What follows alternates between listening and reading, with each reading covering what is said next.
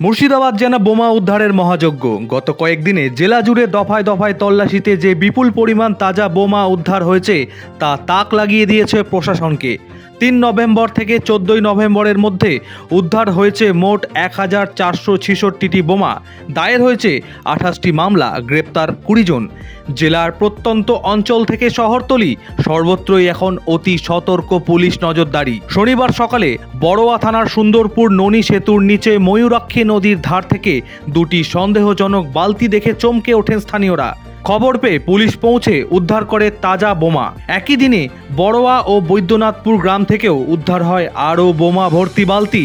রঘুনাথগঞ্জের সেকেন্দ্রা গ্রাম পঞ্চায়েতের খেজুরতলা লিচু বাগান থেকে একটি ঝুড়ি ভর্তি বোমা মেলে স্থানীয়দের মাঝেই ছড়ায় তীব্র উৎকণ্ঠা।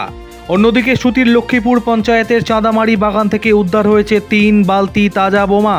শামশেরগঞ্জের পূর্ব দেবীদাসপুরের আমবাগান থেকেও মেলে ব্যাগ ভর্তি বোমা। প্রতিটি এলাকায় দ্রুত পৌঁছায় থানার পুলিশ ও বোম স্কোয়াড। ঘিরে ফেলা হয় এলাকা, নিষ্ক্রিয় করা হয় বিস্ফোরক।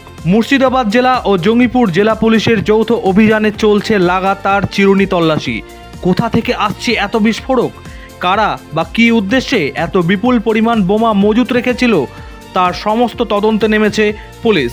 সামনেই ২০২৬ বিধানসভা নির্বাচন। তার আগেই জেলার নানা প্রান্তে এত বোমা উদ্ধারে প্রশাসনের কপালে চিন্তার ভাঁজ আরও গভীর হয়েছে।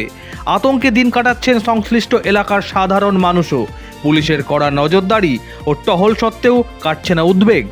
মুর্শিদাবাদ এখন কার্যত বোমার স্যাঁতস্যাঁতে বারুদের ওপর দাঁড়িয়ে, এমনই মন্তব্য বহু স্থানীয় বাসিন্দাদের।